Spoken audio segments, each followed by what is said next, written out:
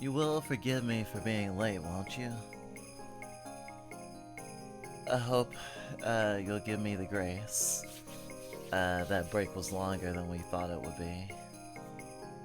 But we should be ready for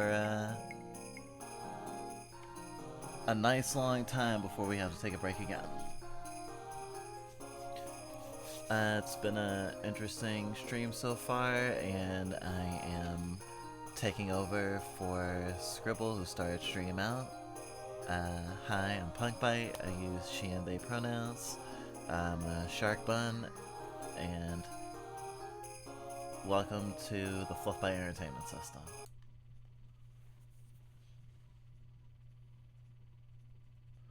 Oh, redeem. Thank you.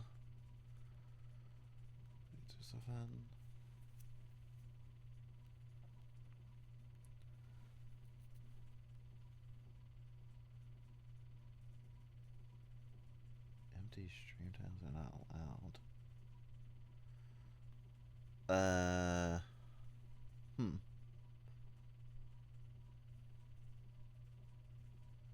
I guess my title was too long. Okay.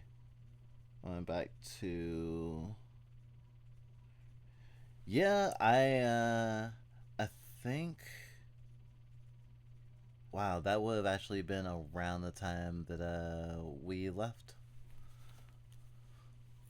Well, maybe not around the time we left. We weren't, on break for 2 hours.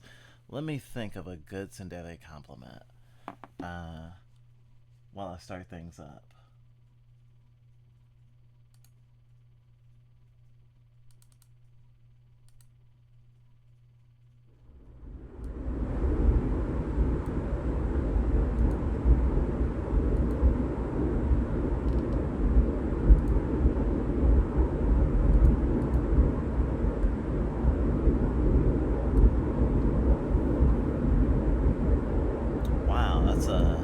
That's a loud gravity.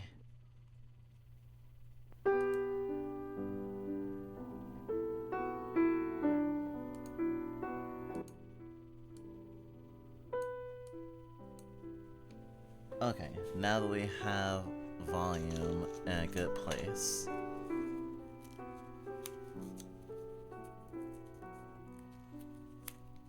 It's not like I appreciate you sticking around for the break at like 4 a.m. But it's pretty cool that you did. Idiot.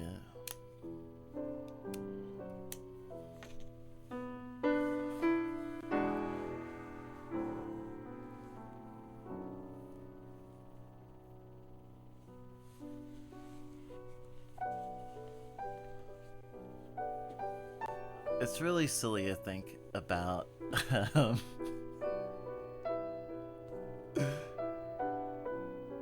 about being a cartoon character, like, on purpose.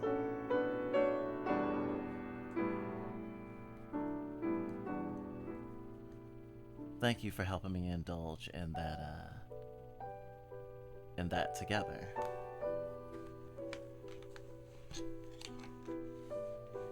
But don't make me say it again, because I'll deny it.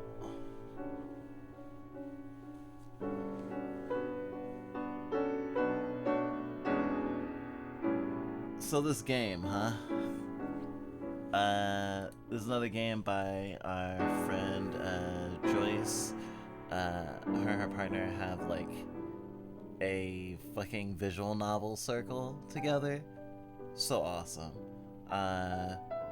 Entry for the Yuri Visual Novel Jam 2025, not the toxic Yuri Visual Novel. This is an ongoing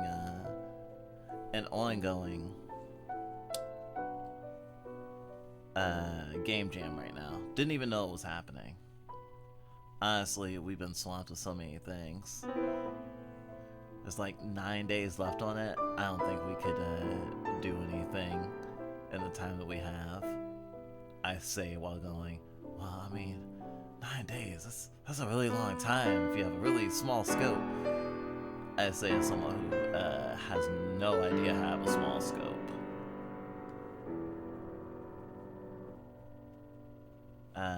Viewer discretion advised.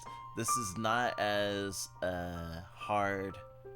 hard-hitting as Gravity House's other visual novel that we read on Picardo on purpose and not on Twitch. I was actually surprised to see a black protagonist, or at the very least a black object of affection. It's always nice to see folks of color in folks' works, especially folks that like aren't of color themselves. It's nice to see more skin tones all around, you know?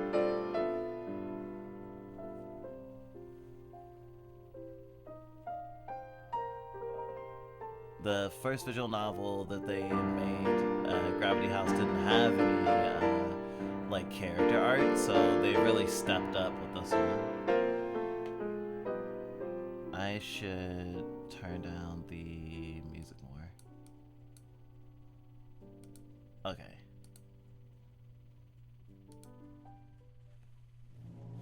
November 11th.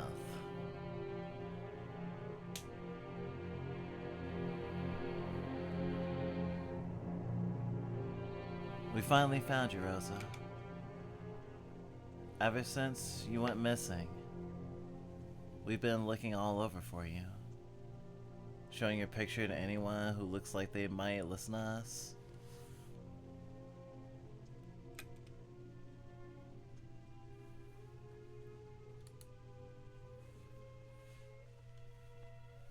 And even though just about the worst thing possible happened, we're almost glad. Spending all this time looking for you has been eating into the time we can work. And our finances aren't looking great right now as a result.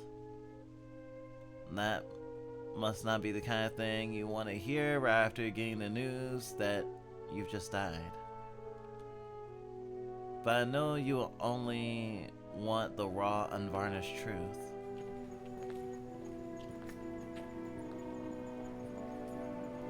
That kind of hit me like a ton of bricks. Alright.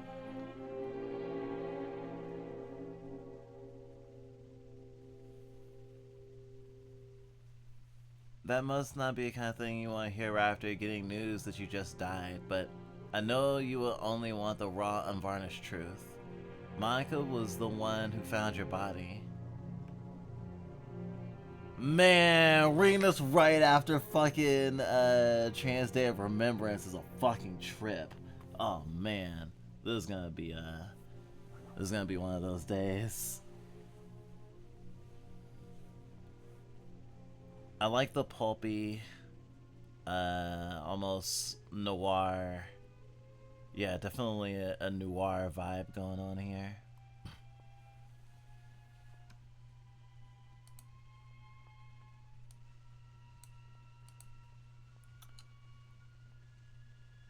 But I know you only want the raw, unvarnished truth. Monica was the one who found your body, slumped awkwardly on the side of the road.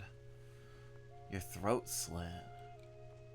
A kitchen knife covered in blood sitting right next to you. When she came back and told me, I immediately asked her to go see you. Keisha, however, stopped me. She said that it was best that I didn't have to see you like that. She didn't ask whether or not I wanted to see you like that. She just said that it was best that I didn't.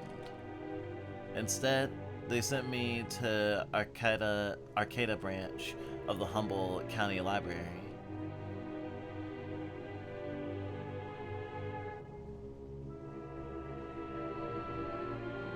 They sent me to the Arcata branch of the Humboldt County Library to call the police.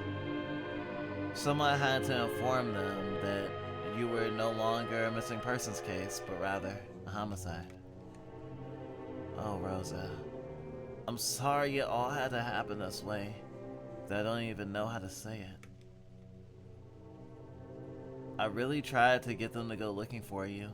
I called and asked a few days ago, but they assumed, based on your name and the fact that we live in the slums, that you had to be undocumented and therefore not really their problem. Even as I tried to argue, they said that their hands were already too full to go looking for illegals. But today, the receptionist I got a hold of was a man I had spoken to before. I explained that you were a citizen and that anyway you had been murdered, so your status shouldn't matter. That seemed to move the needle a little bit, thank God. He told me that to avoid being fined for improper disposal of a body, we will have to call an ambulance to collect you and arrange for some kind of funeral service. I told him that we didn't have the money for either, let alone both. He said that, in that case, he would have to arrange for their own crew to go out and get you, which would take 1 to 2 weeks. And it's schedule a time for a small funeral free of charge. Another 1 to 2 weeks after that. I asked how that was possible. You were laying there, or maybe it was more like sitting there. Like I say, I don't know, they wouldn't let me come. With your throat slit on the side of the road. And if someone didn't come and get you soon, you'd start to attract flies. But the receptionist chided me, saying that if we couldn't afford a private ambulance and private funeral, we would just have to wait our turn. The police were very busy, and they unfortunately couldn't deal with every little issue that came up the day it happened. We were just gonna have to wait the 1 to 2 weeks. And then the additional 1 to 2 weeks. Oh my god, this is so fucking Kafka. I'm fucking... Wow. I'm fucking... A sort of banal cruelty that actually doesn't even feel hyperbolic. You know, kind of like how the Onion doesn't feel like a joke anymore half the time.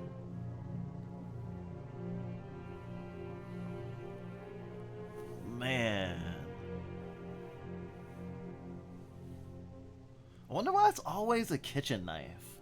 Where'd that start in horror? Well, I mean, Psycho is very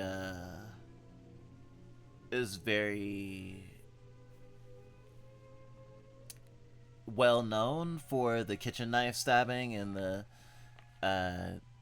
shower scene. That's sort of what I go to. Horror definitely loves the kitchen knife, even though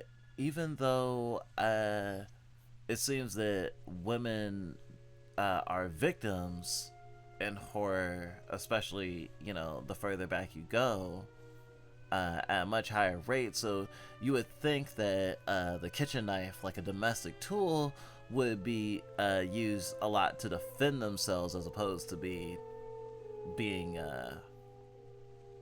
used to to kill them. But I guess in a general practical sense, like if you were going to hurt someone with something you had laying around the house, a kitchen knife is potent. It's pointy. Maybe it's more of a threatening thing. I am curious on how it became a symbol. Now I definitely want to do some research. But that's for another time. Honestly, in this context, with the art that's being used, and especially the music and the style of this all, I'm thinking of like... I forgot what there's a musical basically about a bunch of women in prison who all like murdered their husbands. Chicago? I don't know, it gives me that like sort of domestic vibe, even though I don't know what year this takes place in, if it's old or new. It feels like a mix. It's like Severance or something.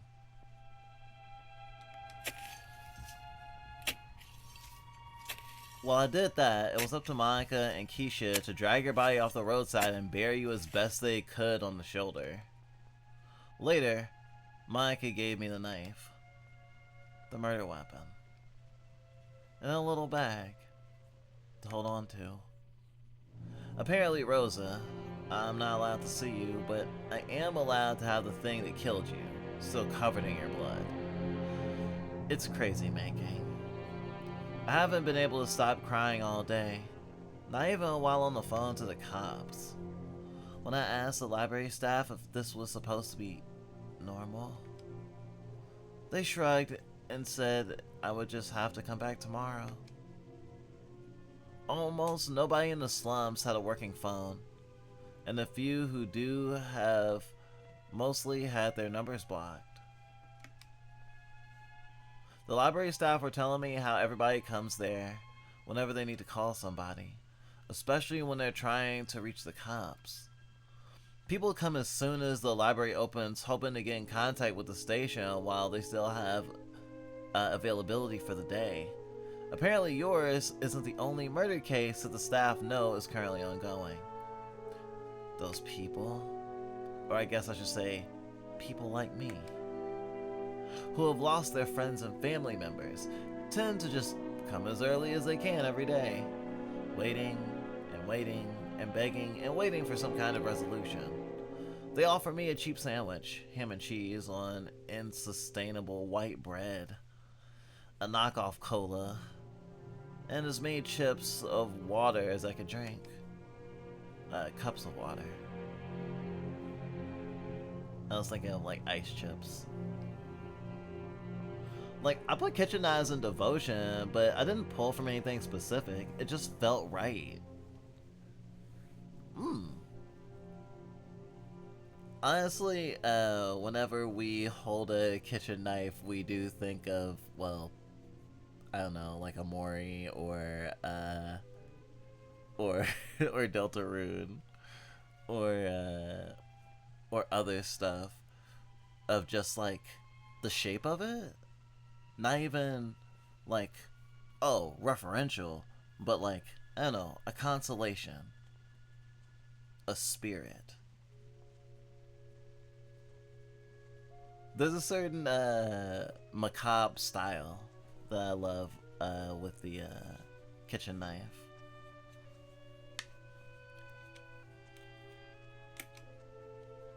I've always thought of libraries as places where you have to be whisper quiet, but now they set up a tent in the parking lot where people with nowhere better to be can sit around and chat, drinking knockoff cola and water and eating cheap sandwiches made with unsustainable white bread.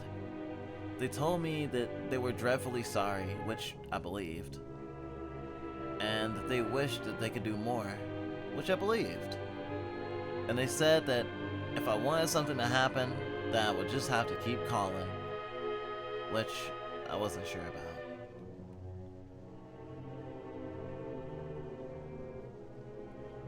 The sandwich was awful. They had a turkey one, which I think maybe was supposed to be halal, but by the time I was done with the ham one, I wasn't hungry. I hated every single bite of it so much that I thought anything else I ate would be tainted with it.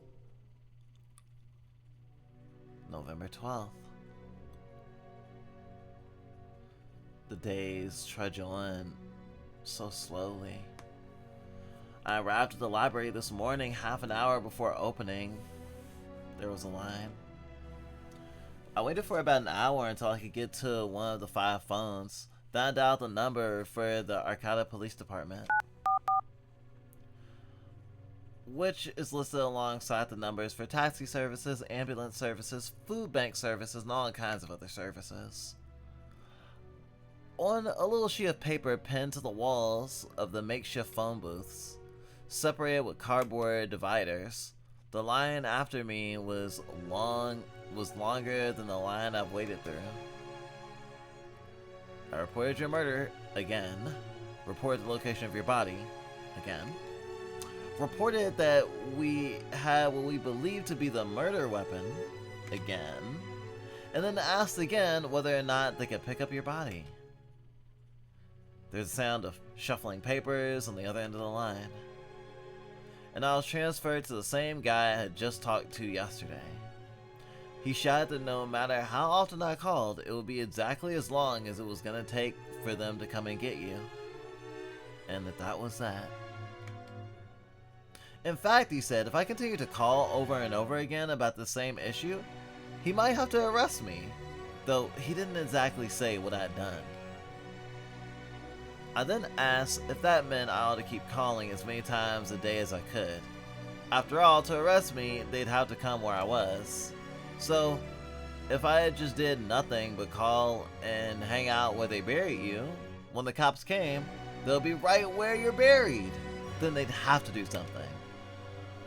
This made the guy on the other end of the line, who was maybe a cop, but might just as easily be a receptionist, so mad that he hung up on me. By the rules of the library, as long as there's a line behind you, you're only allowed to make one call, so I had to get out of the way for the next person.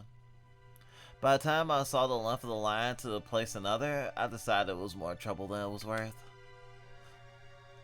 They didn't even have sandwiches today. We spent the rest of the day working. Everybody in the slums always keeps working, even when somebody dies. Because what can you do? You can choose to stop responding to your gig suggestions or doing your micro tasks, but then you have to go without the money too. I couldn't keep myself from crying, not just about you, but also about how cruel they were. So Monica and Keisha put me to work cranking the generator while they used the two laptops to crank translations and label images, to check translations and label images. I think they're letting me have it easy like this, letting me turn the crank and go to the library, because they know we were close. It's nice of them to let me have this little bit of grieving. November 19th.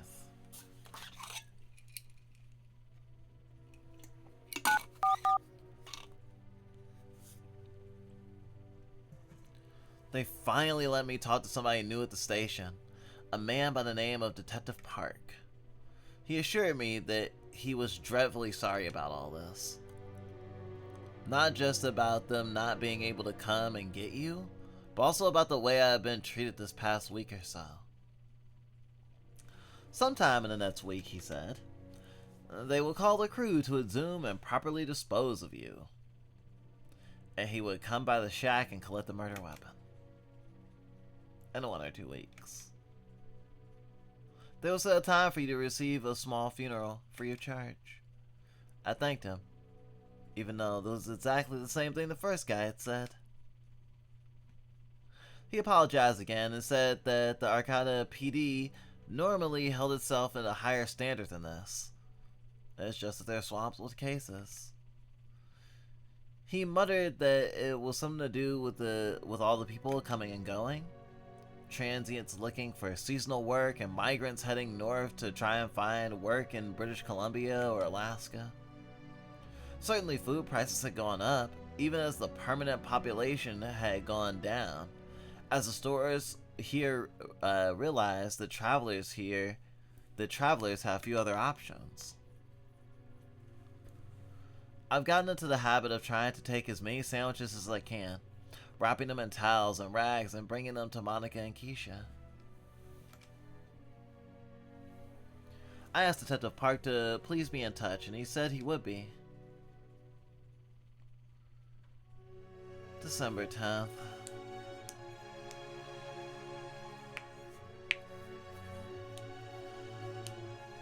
Park still hasn't shown. I've returned to calling every day as early as I can, which means I get there about an hour before opening, every day at the very latest. I'm starting to get to know the regulars. We talk while drinking free water and eating cheap sandwiches.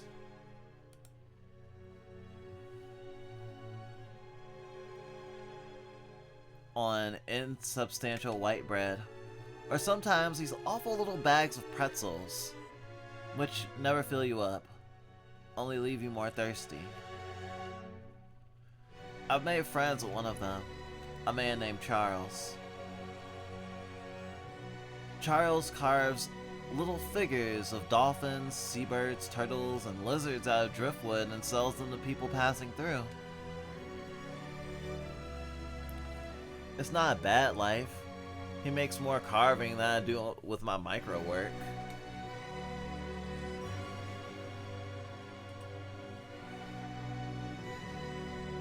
The only trouble, he says, is that the people who have enough money to spend some of it on useless little trinkets sometimes treat him like, and I quote, "He ain't worth a single damn thing." Charles is also here to report a crime. One of his customers followed him home from his stand and then set about torturing him for several hours at gunpoint. He forced Charles to smoke an unknown substance from a glass piece he described as a crack pipe, to submit to oral and anal sex without protection, and to use one of Charles's own carving knives to carve the word whore, all caps, into his own arm. In the words of this customer, like a concentration camp. When I asked, Charles timidly rolled up his sleeve and showed it to me. Certainly, it wasn't a pretty set of scars, though Charles told me that the swelling and oozing had gone down considerably. The customer went on to claim that he had AIDS, and that Charles then had it too, and that Charles was so poor that he would then die of it. Charles told me that the guy was full of shit. It had been over a year since the incident, and though he couldn't afford testing or treatment, nothing had happened. He hadn't even gotten sick once. Charles tells me that he's well aware that the perpetrator is probably long gone. He says that he doubts anyone will ever catch him. All he wants is for the Arcata PD to put the word out that about the guy to other police departments on routes north and south, so that if he has the habit of pulling stunts like this, maybe somebody else can catch him. Charles assures me that he remembers the guy so well that he could pick him out of a lineup 100 times out of 100. But he says the police won't do that. He says it's like they're all in a trance, and you have to navigate around all the things they think he's saying in order to get them to understand the things he actually is. They think he's saying he wants them to catch the guy who did it, but he doesn't. All he wants them to do is put the word out. They think he's homeless, but he isn't. He tells me he doesn't have a great house, but from the sound of it, he's certainly better than ours. It's certainly better than ours. They think he's a crackhead who just imagined the whole thing, but he isn't. He says he had a bit of a drinking problem in his youth, but now he's teetotal. They think the whole thing never happened, but that maybe Charles is just lying, that the two were gay, delusional crackhead lovers, and that Charles was just jilted. But that's not true. Charles assured me that he never even thought of doing crack once before that night, and he absolutely wasn't gay. When he said that, and maybe this is uncharitable of me, but I wonder what he might think of us, if he really knew.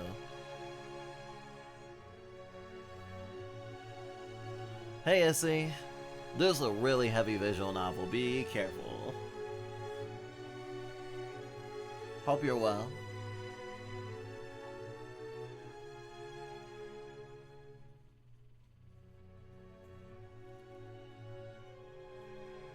I'm sure that if you were somehow still here, you'd be upset with me. You'd have never wanted me to stay so weepy for so long after you died. If you were somehow still here, you'd tell me to stop being so goddamn sorry for myself and try to find somebody else. But I have two objections to that, Rosa. The first is that it's just not that simple. That one ought to be obvious. But the second one is that I'm not sad. I'm angry. I'm angry that outside the walls of our little shack in the slums, it's like the world's forgotten you ever existed and resents any reminder. They act like your death is this crazy delusion I've cooked up to fool everyone, and like your body decomposing in the earth on the shoulder of the highway is just a phantasm. How can I move on and pretend it's all okay when I'm one of the small handful of people in the entire world who knows that you were alive and that you mattered? I hope you don't mind, but sometimes I tell him about you. Charles, I mean. I leave out all the salacious details, though maybe hearing that would make you even madder. I tell him about your sense of humor, the way you could tell a gut-busting joke with the straightest of faces, and the way that you wouldn't hold back for a second when somebody told you a joke you didn't think was funny. I tell him about how beautiful you were, and even in the summer heat that we felt as if our faces might melt off, and when we couldn't afford makeup. Sometimes I tell him about how sad the state of your grave is. I'm sure they did their best, given the situation, but Monica and Keisha didn't do a very good job burying you. And so a week or two after, feral dogs start to dig you up, eating the half-rotted flesh off your feet. We beat the ones we saw to death with shovels and took them home to boil. Then dug your grave deeper and covered its surface with rocks, so that nobody and nothing that ain't the crew that's supposed to come and get you can dig you out. This time, they let me come along, since they needed all the help they could get. I'm sorry to say this since you're already dead, and because you're dead, there's a limited number of ways for things to get worse. But your beauty didn't exactly last. I threw up a few times burying you, and we didn't even know how to clean it out, so we just put more dirt on top of that. So if something stinks beside you, that'd be it. Charles said he wished he could have met you. I said that didn't make any sense. I would never have met him if you hadn't died, so it never would have worked out that way. He said that was what he meant, with some frustration.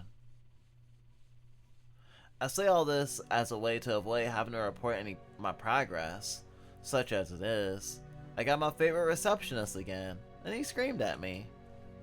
He said that nobody named Detective Park worked here, or maybe had ever worked there. I asked them when they were coming to pick you up, since we've been long since blown past the 2 weeks it was supposed to take at the high end. He screamed that there was nobody there named Detective Park and hung up on me. December 20th.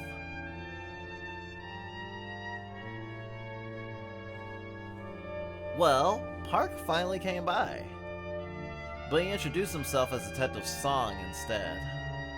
He sounded exactly like he was on the phone, but all of a sudden he had a completely different name. He asked all of us questions, and then jotted down our answers down on a little notepad, just like in a movie. He took all of our names, ages, and fingerprints. I gave him the knife in the bag, and he took the bag and put it in a second bag. I asked where the crew was coming by to pick you, when the crew was coming by to pick you up. He said that because of the holidays, it was going to take them a while to get people out there to collect your body. I asked if the city, or for that matter, the county or the states, were in the habit of leaving corpses to rot in unmarked graves on roadsides for over a month. He shrugged and said, given the department's resources, it was an unfortunate reality. I asked him if that meant that murder is just legal now. We've had the murder weapon for weeks now, which may well hold the fingerprints of your murderer. And the department hasn't even bothered to come and get it. I had to spend every day calling and being screamed at and berated just to get this far. Song said wearily that this too was an unfortunate reality. Arcata PD receives far more calls requesting help than there are hours in the day. And I said I knew that. In fact, that had been what I just said. To investigate a murder, I'd have to call every day for over a month. He said that, unfortunately, there were other murder cases that needed to take higher priority at the moment. I asked if that meant that murder was in fact legal, but only for people who would be low priority once murdered. He was getting angry at me by this point, and he scolded me by saying, well, obviously, murder is always illegal. It doesn't matter who the victim is. What kind of question is that? And I asked what the real practical difference is if I could kill someone who didn't matter enough to investigate. And he shouted, well, obviously. If we could, we would treat every murder case as exactly as equal, and assign as many people as possible to it. But that's just not the reality. And I told him you mattered, Rosa. I told him that you were a human being and that you mattered. And then I made a really stupid mistake. I asked Detective Song or Park or whoever he is what priority he would be.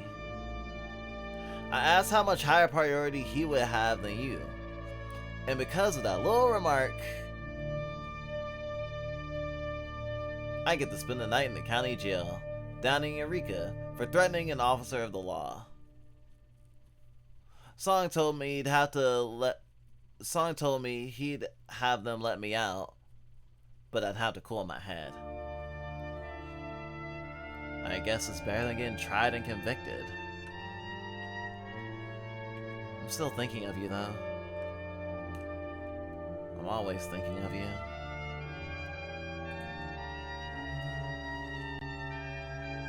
Work has slowed down a little since it was just about Christmas, but food prices keep going up. I think about what you'd have to say about all this, the absurdity of your own death.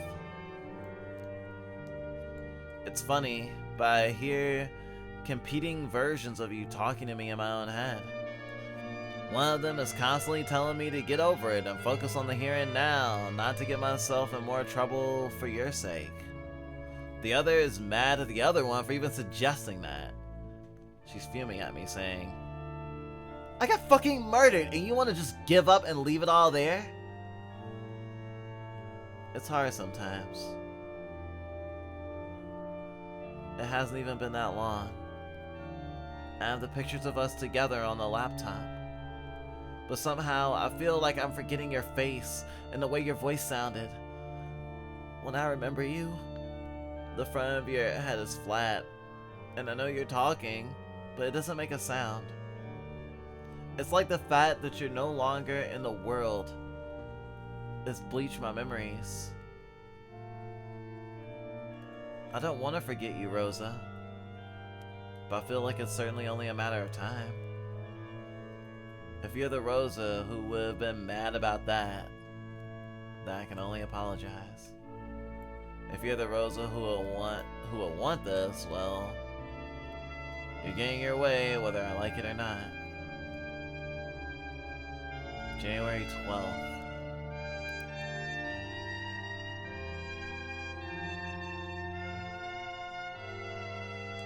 Do you remember the last letter I wrote you about sitting in jail? Thankfully, Song was a man of his word, if not necessarily of his name, and then let me out the following morning. I had to walk myself all the way back to Arcata, but it sure beat sitting there. But the police came by again today. They told us that the knife hadn't been handled properly, and as a result, the only discernible fingerprints on it were Monica's. Since that was the case, and since Monica had been the one to find the body, and since you're most likely to be killed by someone you know, and since they had no other leads, they arrested her. We tried to protest, saying that there was no way that it could have happened that way, but they weren't willing to listen. Before they drove off, I asked them when they were gonna come and get your body. The officers scratched their heads and said to call the station. Bodies are supposed to be collected in 1 to 2 weeks, they said. I guess this isn't even a letter for you. You must not find any of this all that interesting. Maybe you're worried for Monica, but that's the extent of things. I'm sorry. I'm just furious I can barely speak and trying to get my thoughts in order. I hope you can forgive me for wasting your time like this. January 15th.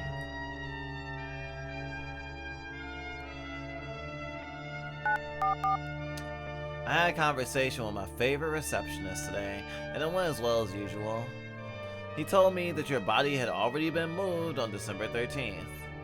I flatly informed him that that was impossible. I met with Detective Song on the 20th of December, and he said that they wouldn't retrieve your body until after the holidays. And the guy screamed at me to stop making up personnel at the station and to try to get what I wanted and hung up. Charles and I had a long conversation today about how we used to be a professional football player. It makes sense, he's built like a giant even now, when he's reaching into old age. He said that he'd grown up in a football family. His first toy was a stuffed football. His first memory of his parents was watching football with them in the living room. He started out playing flag football in elementary school and didn't stop until he retired from the league in his mid-30s. He confessed to me that it helped explain why his life had gone the way it had. From 18 to 37, he needed to take stimulants to wake up and alcohol to get to sleep, and spend his days getting hit in the head professionally and semi-professionally. Once he left the league, he had nothing. He was terrible with money, and without the routine of practice and games, without the constant observation of a panopticon of coaches and teammates, his substance use issues grew even worse. He found he couldn't interact with anyone whose relationship to him was unclear. He found he had no idea what he was supposed to say. Alcohol loosened his lips, but it made him say the very first thing that came to his mind, which was often extremely and explicitly violent, sexual, or both. This led to frustration, and inevitably, no matter the source, led to outbursts of anger. He would be taken over like a berserker by these terrible fits of rage that will only end once he had been restrained, which itself was no easy feat. He never had a girlfriend or a job or even a shared house, which hadn't been subjected to these horrible fits, which often left surrounding objects, furniture, and walls damaged. And when these fits passed, he always realized he was in the wrong. Rather than getting him to stop, however, these realizations only made him feel all the more powerless in the face of the overwhelming might of the outburst.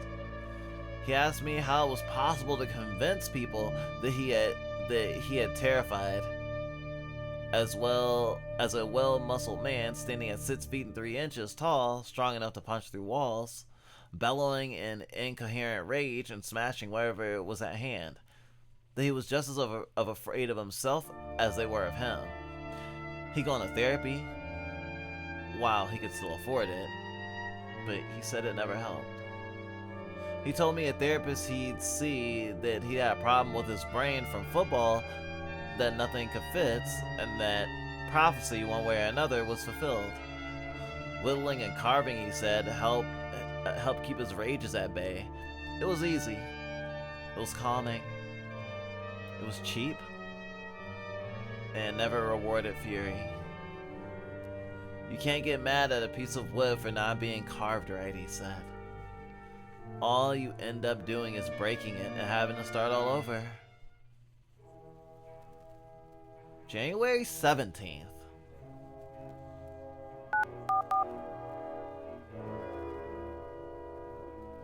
I got a different receptionist today, a woman, and both of these facts led me to false hope. She said that you had, in fact, been dug up on December 13th. She said that there was nobody at the station named Park or Song, and that she wouldn't let me ask about Monica unless I could prove that I was related to her, which I'll be the first to admit, I'm not. I explained that we lived together in a small shared house, and I was wondering when we could pay her bail. But she refused to even talk to me about Monica unless I could prove that we were related, so that was that. The people at the library say anyone is supposed to be able to pay anyone's bail, but I wasn't willing to wait in line to call again. It's a shame you can't mail me back, Rosa. It'd be nice if you could send me a letter with your current address on it, just so I could be sure I'm really reaching you.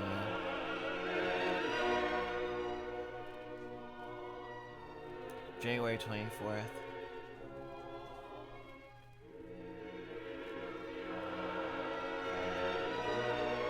No Charles at the library today, and of course no luck with the police. I made a promise to myself, just after writing my last letter, that if I didn't make any progress in another week, I'd do something drastic. So just after leaving the library today, I got a shovel, moved the rocks, and started digging you up.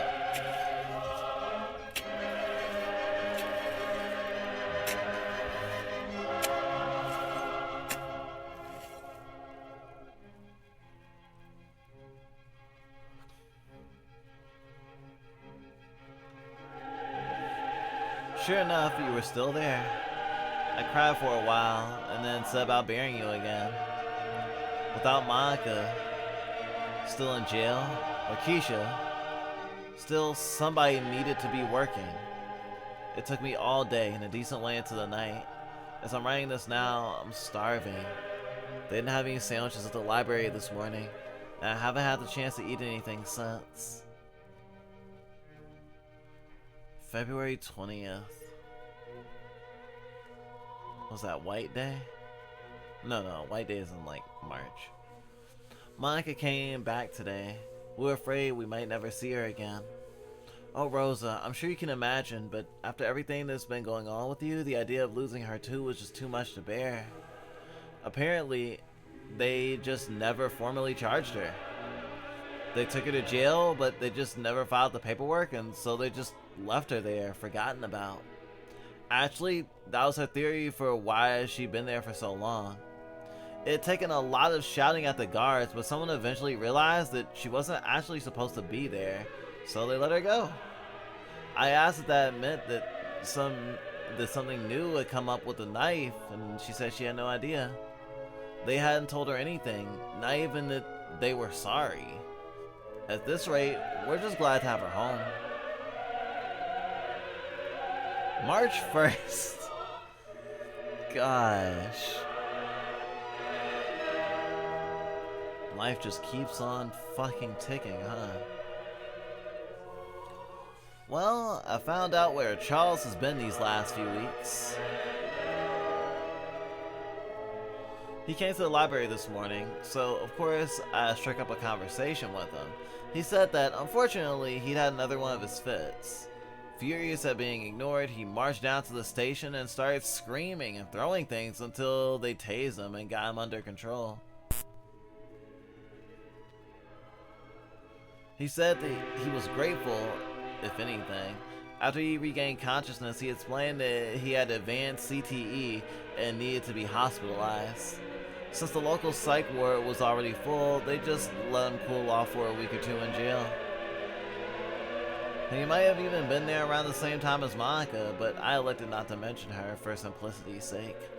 He says the hardest thing of all is knowing after it's all over, we have to pull all the little barbed prongs from your chest, that you couldn't have done anything to stop it. He said that he was aware that it was his fault. In fact, he said what he said specifically was, I'm a man, so I have to take responsibility for the things I do. But he also tells me that the disease just gets worse and worse. He forgets things sometimes, and tremors are so bad that he can't carve or even stand.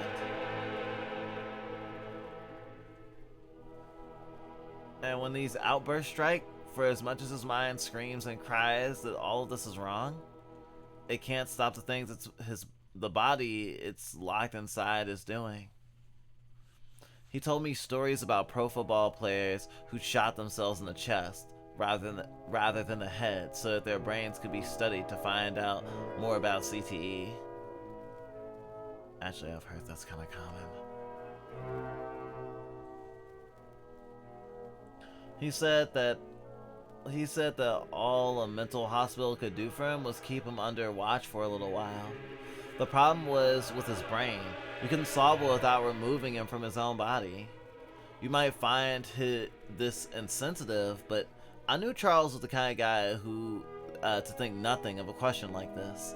So I asked him, if he was so sure that he was beyond help, why didn't he do the same thing and make himself of use to science? And what he said was, I can't.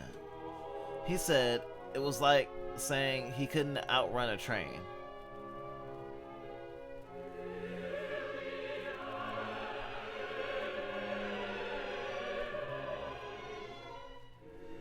He explained to me that he was truly deliberately afraid of death. Debilitatingly. He said to me that he was truly debilitatingly afraid of death. He had reoccurring dreams about it even as a child. When he was 6 years old, he said, he started having nightmares where he suddenly became cognizant of the fact that he was dead.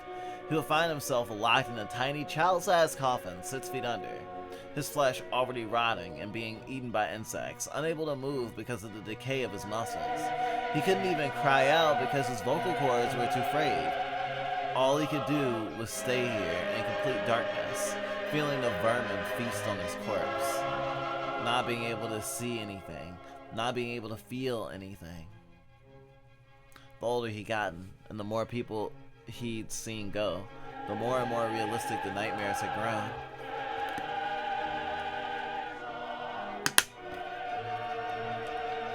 Now, he said, perhaps inspired by my accounts of you, Rosa, he sees himself in the third person, lying somewhere, perhaps on the side of the road, or in his bed, or somewhere else, already dead, with no one there to help him. Then, an instant later, his consciousness just blacks out.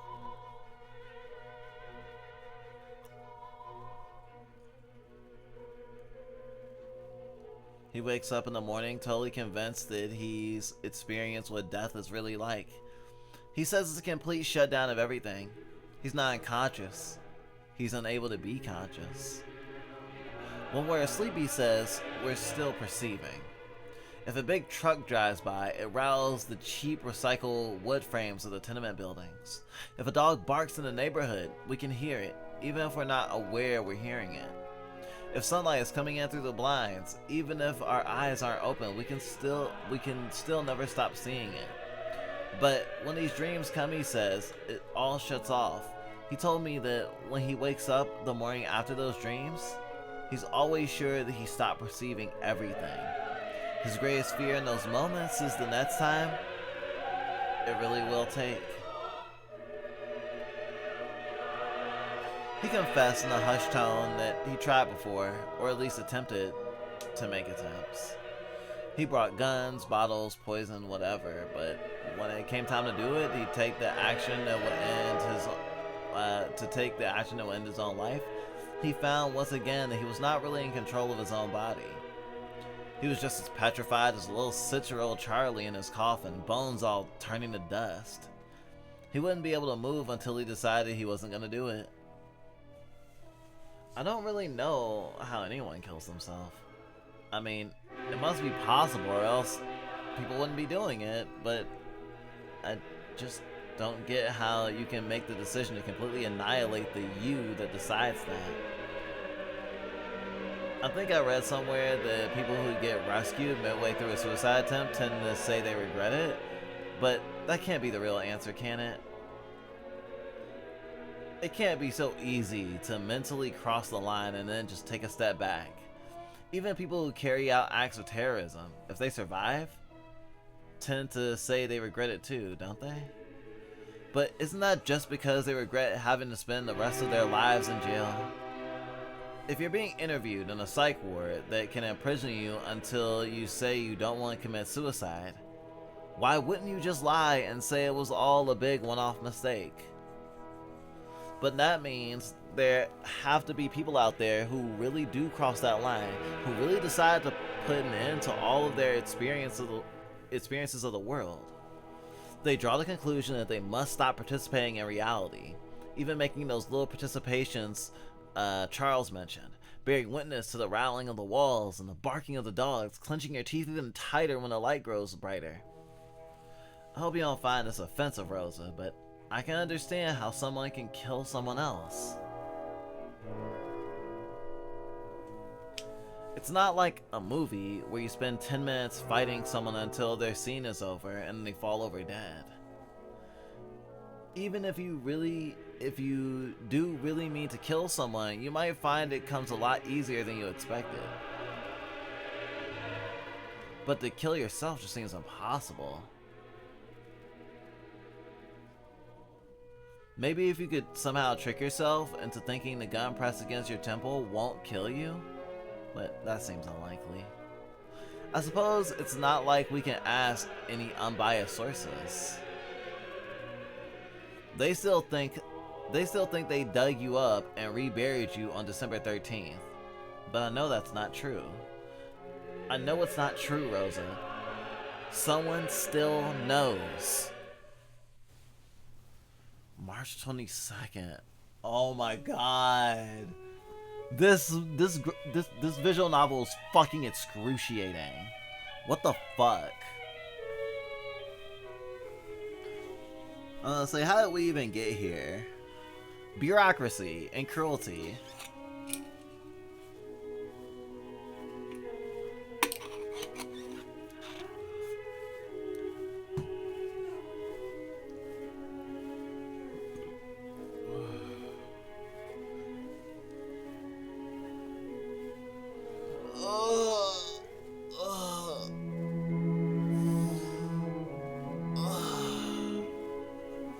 Stretchies.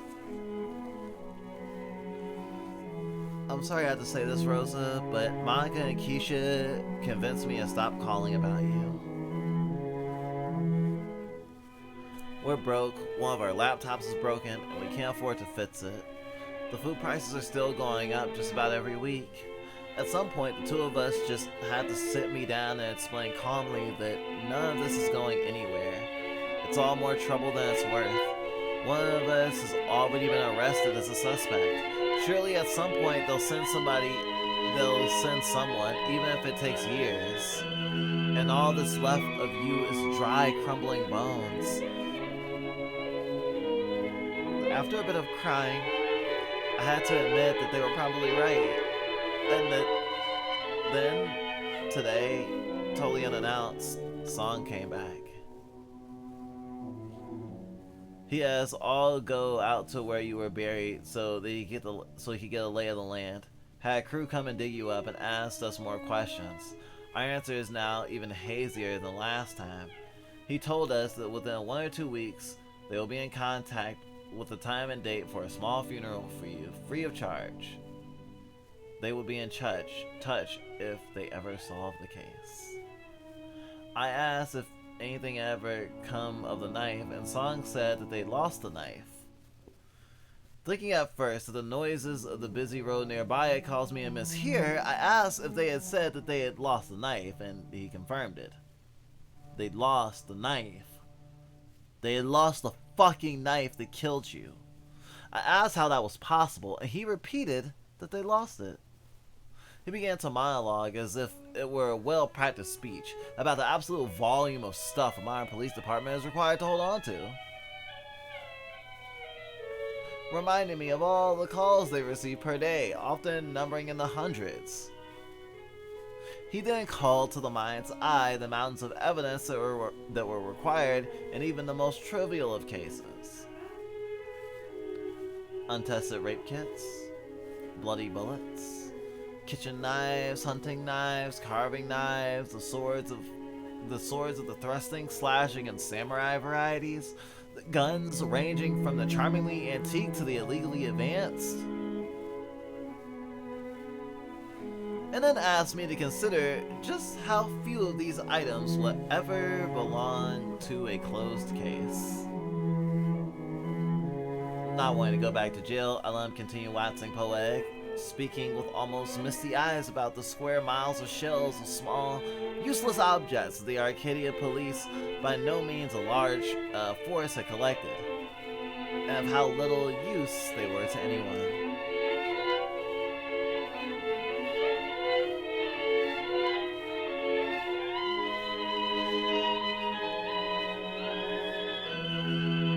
It was almost an exercise in philosophy that the detective was leading us down. Hearing him speak, one could imagine a warehouse stretching out in all directions. Euclidean geometry, filling it with nothing but rows and rows of evidence as far as the eye could see. Hot damn.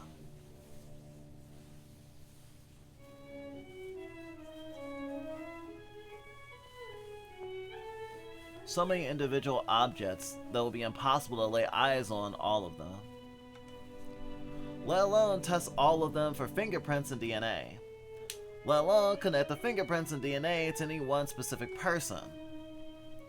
Thou say nothing of the Herculean task of keeping them all categorized and organized, let alone finding one specific kitchen knife, used in one specific case, when the section for kitchen knives alone is so vast that there might as well be sections remote enough that no human has ever set foot there. And the items there are not so much recovered as discovered when found.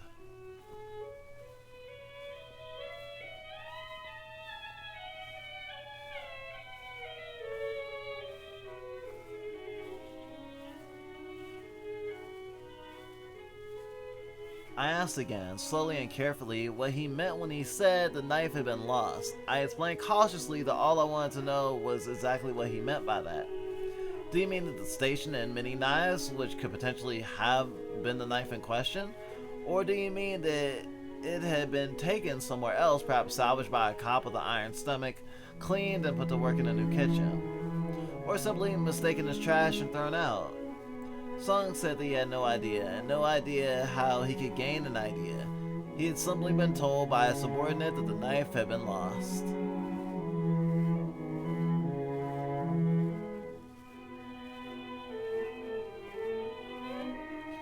I asked then if he had personally gone into the stacks of the vast library of evidence and looked for the knife himself.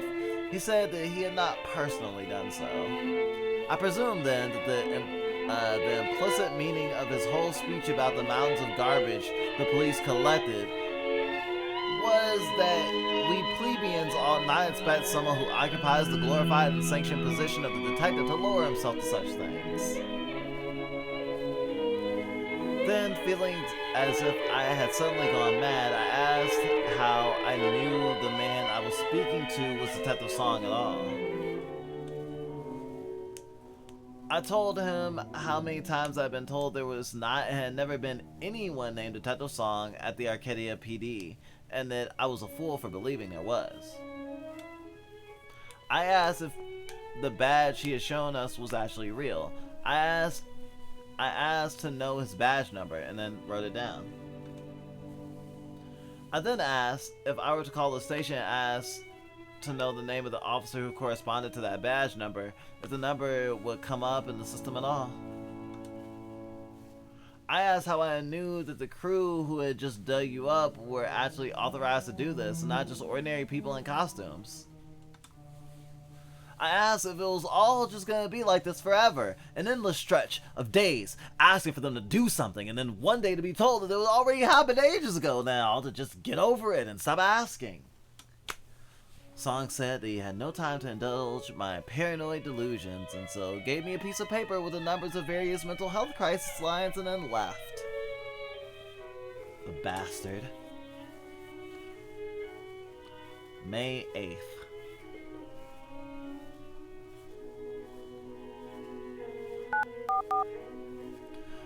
First, they claimed that the funeral had happened on March 29th, exactly a week after Song came, and that they had told us.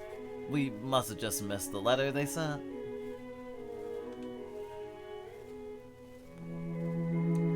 Wow.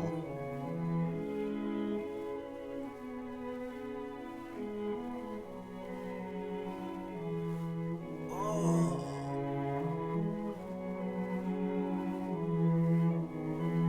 Wow, this is incredibly fucked up. Wow, this is incredibly fucked up. Necro fucking politics.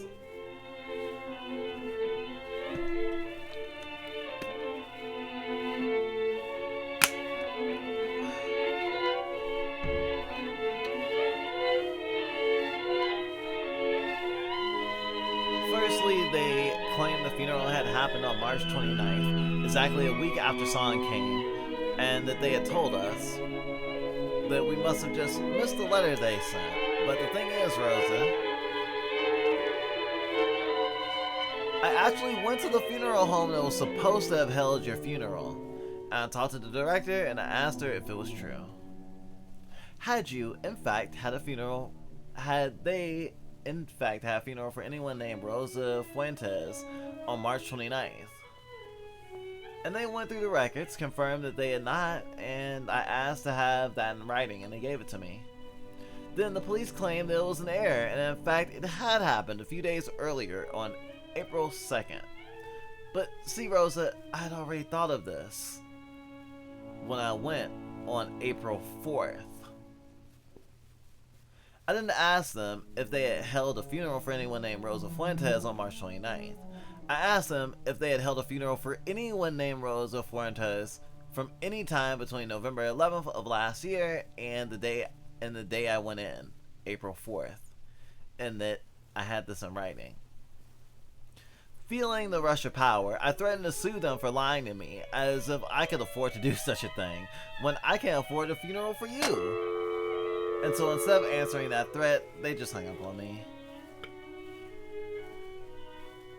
Then, when I called a week later, seemingly without even acknowledging the prior exchange, they informed me that actually your funeral had been held at a different funeral home on the other side of town, and again, they tried to contact us, but apparently we hadn't gotten the letter they sent. And so, I did the exact same thing. I went in and asked if they had held a funeral for anyone at all named Rosa Fuentes between November 11th of last year and April 13th of this year. And do you know what they said? Rosa, you won't believe this. They hadn't. And I got their response in writing. I called the police the next day and told them I had written a testimony that you had not been provided with your funeral and that they had lied to me. And they hung up. The only thing that had been keeping me from carrying on in the song and dance was the amount of time it takes. Both funeral homes were in weird places, so I had to walk there myself, and then spend the time explaining my situation to the funeral home directors, who had to spend time getting the paperwork in order. Monica and Keisha have been absolute angels about all this. They've eaten the loss and productivity from one less person to crank the generator or do tasks, while I play detective, all without much complaint.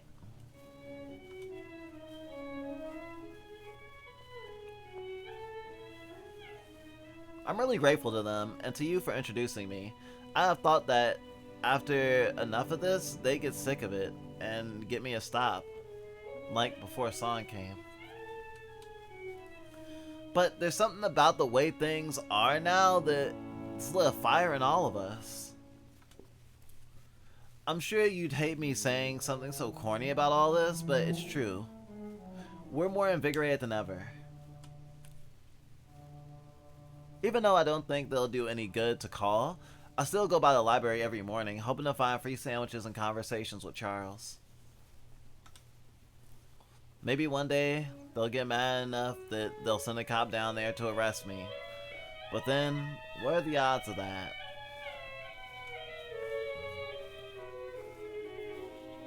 July 28th.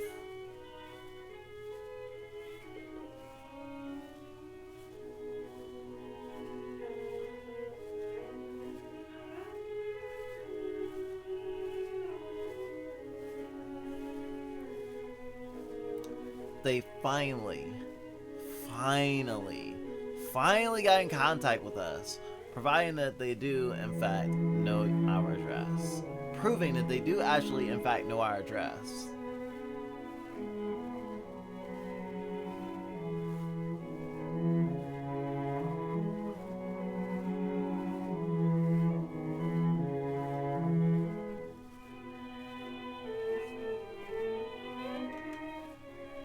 They set a day and a date for the funeral, and even forgave the fine they gave us for temporary disposing of your body, as opposed to leaving it out to rot on the side of the road for dogs to eat. I'm glad they could give us a little bit of humanity, cut us some slack.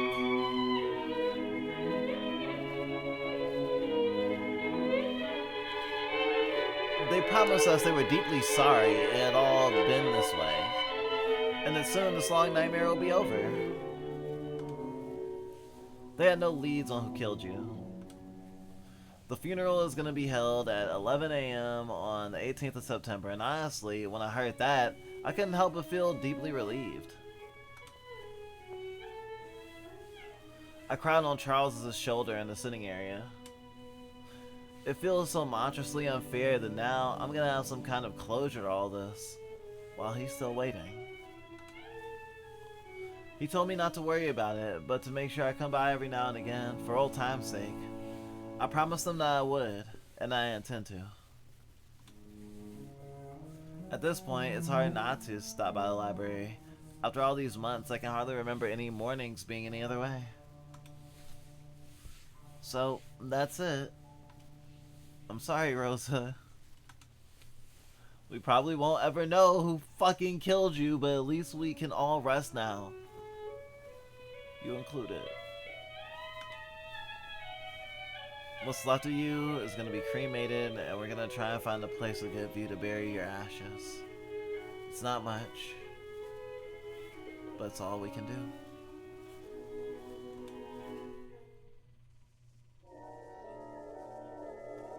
August 14th.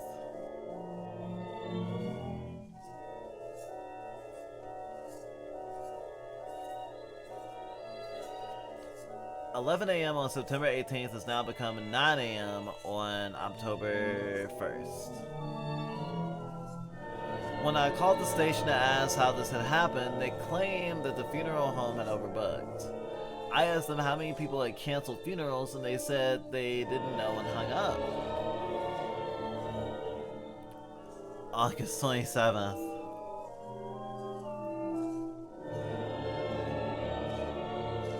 (9 a.m. on October 1st has now become 2 p.m. on October 16th.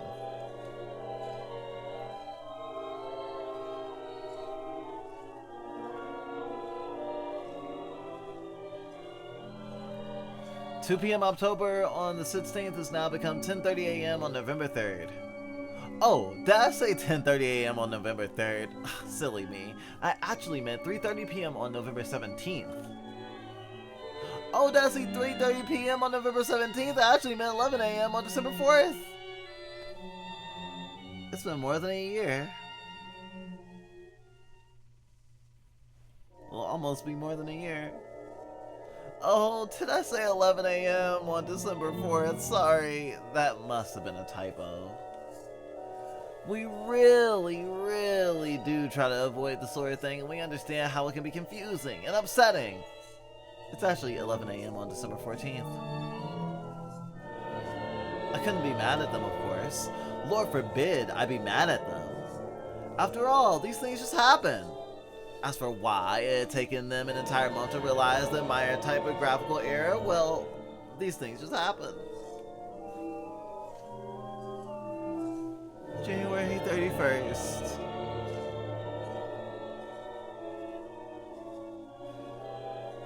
They're just fucking with us at this point. I don't know what else to say. I could just list off all the changes to the schedule they gave me, but there wouldn't be any point to it. Because in 2 weeks, there'd be a new time and date. I'm sorry, Rosa. I never should have let them take you. At least when you're on the side of the road, we knew where you were. Now you're just another object that the police department was collected, of no use to them, and therefore of no use to anyone else. July 19th.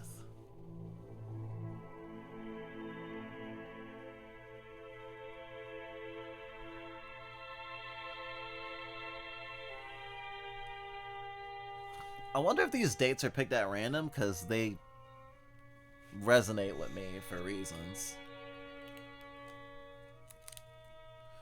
These days, I write these long, rambling letters that, if you were alive, I know you'd hate. It just does me some good to write, and I don't know who else I'd write to but you. So when I write something, I don't think you'd want to read. I just tear it up once I'm done with it and throw away the pieces. As you may be able to tell, it's still been a little while since my last good one. I guess the only important thing I have to say for myself is that Charles died a month or two ago. He had this terrible aneurysm while asleep in bed, and by the time they found him, it was all over. The police at least came to get him because the people in the tenement neighborhood he lived in were putting up complaints about the smell. Wrote you this whole sappy letter about how I come to rely on him and all that he meant to me, and then had to tear it up when I realized I was writing about someone you never met.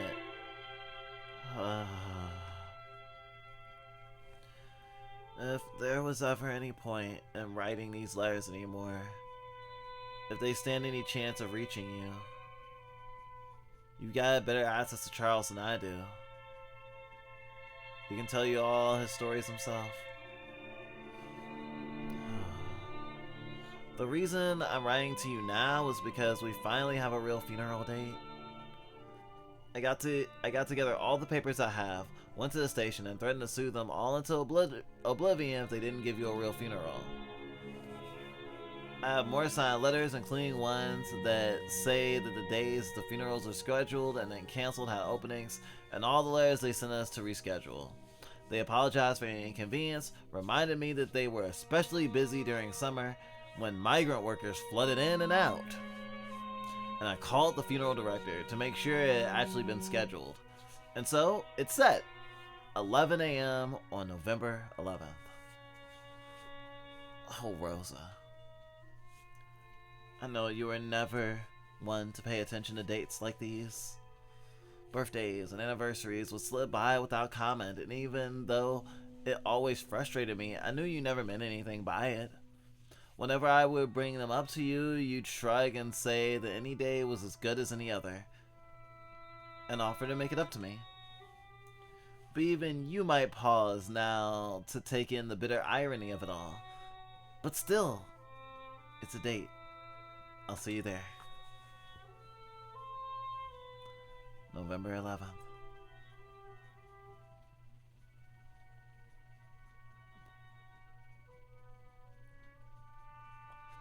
To be honest, I was still sure that it will all get called off at the very last second until the ceremony actually started. And then it was over before I knew it. They gave you exactly as much funeral as we paid for, and that's it.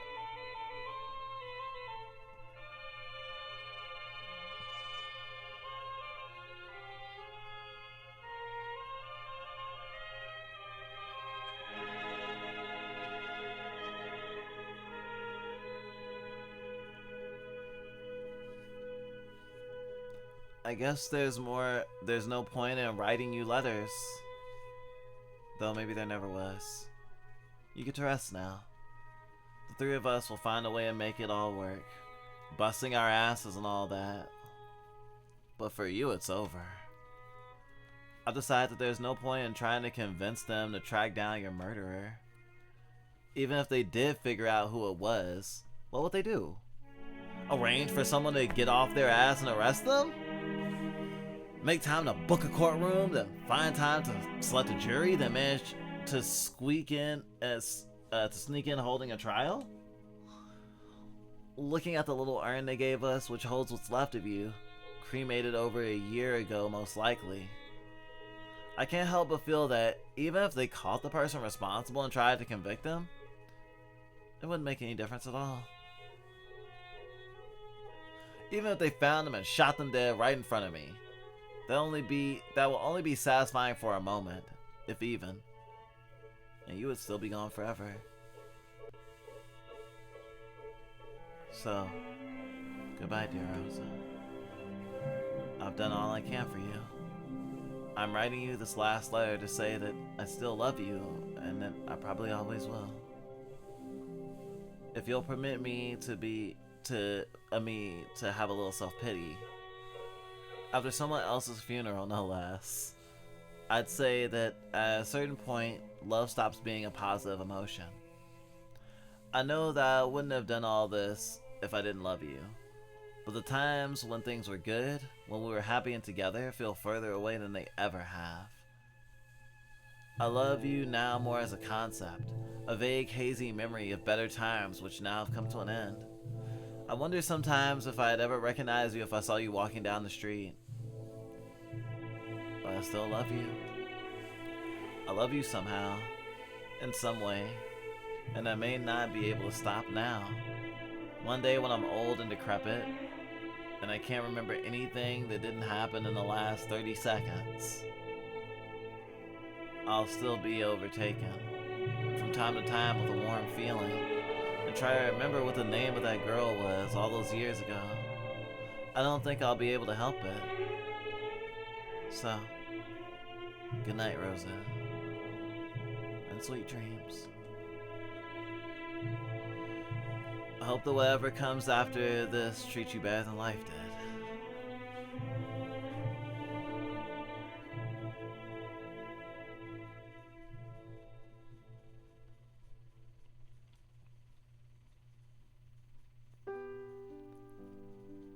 And that was Letters to Rosa. I feel like I have had a fucking crane scooping my insides out like a raw pumpkin. That was some of the most harrowing fiction I have read this year. Combining the Kafka-esque nightmare of bureaucracy with the necropolitics of black and brown trans bodies being worth less than nothing by the state, and a weaponized incompetence that seeks to make you give up, and the nature of getting all the receipts in order, doing all the legwork, and keeping up the calls or whatever else needs to be done, reminds me of one of our parents. We sometimes talk about how we were raised by a cop and a lawyer, and that had a very interesting effect on us. But the lawyer was one who was like disbarred and couldn't practice law it's like specifically, but could represent someone or help someone represent themselves in court usually.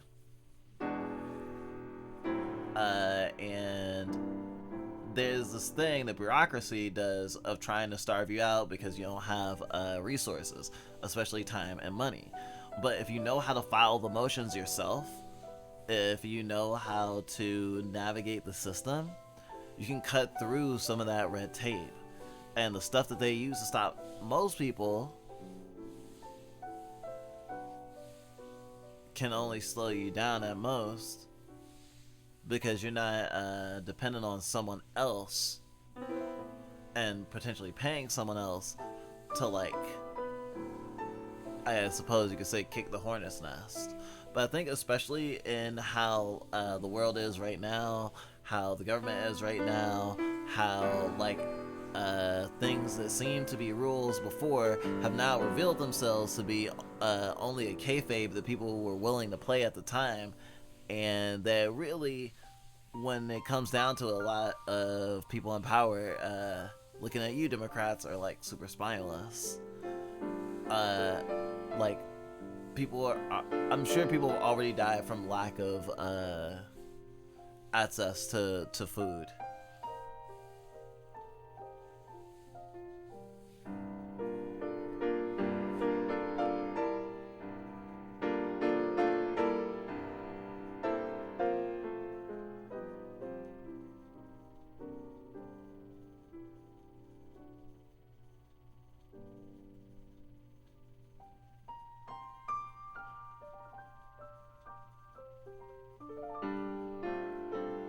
It was also just super funny to go, oh man, yeah, fucking POC protagonist or partner. That's so cool. I'm so glad that I get to. And it's like immediately, oh, she's dead. She's fucking dead. But it didn't feel tokenistic in the sense that like the found family that the story is centered around is like a bunch of queer, like, brown women, right? So presumably queer. So it's not like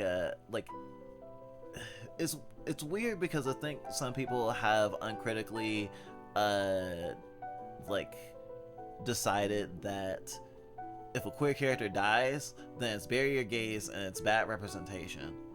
But like trying to tell a story about death and how like queer bodies, how trans bodies are like disregarded, or even thinking in the case of the old football player guy, how a body can be designated as queer or degenerate as a way to delegitimize that body, as a way to take power from it, and by labeling it to like basically subjugate.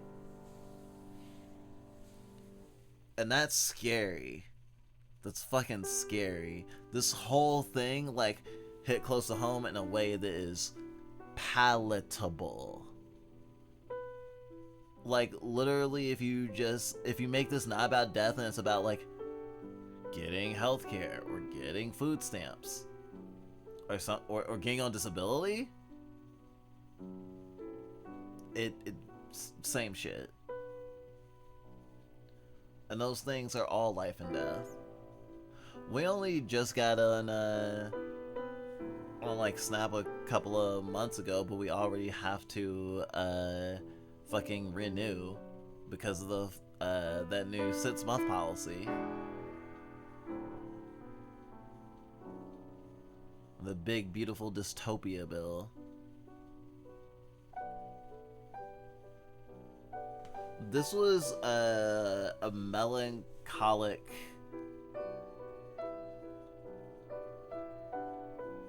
beauty,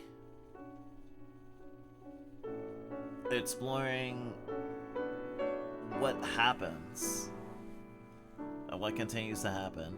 Thinking about like Marsha P. Johnson and trans women around that time, and how many like trans women, especially trans women of color, and trans men, and trans masculine people, and non-binary people, especially in the inner city, especially of color, especially like say disabled, disenfranchised in whatever way, so often went missing or were found dead, and the police were not fucking motivated. The thing is, at first blush, this work seems like it may be a hyperbolic representation, and it almost isn't. It's razor thin. I could actually see something like this happening.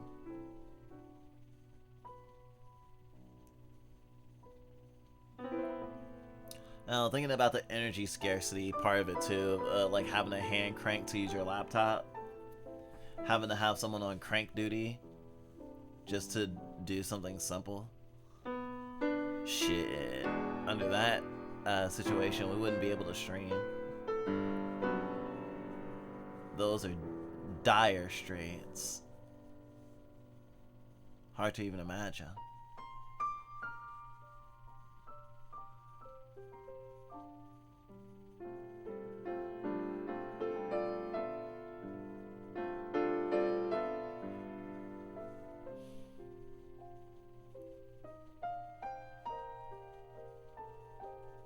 I'm scared of the future. It's gonna be filled with happiness and sadness. And the sadness is gonna be very, very plentiful. But I wanna still be there. I wanna still exist. I wanna try and make it on the other side of things. I hope you will too, everybody. I guess I have officially observed Trans Day of Remembrance a couple days late, because this is incredibly resonant for it, and I now feel like I have mourned.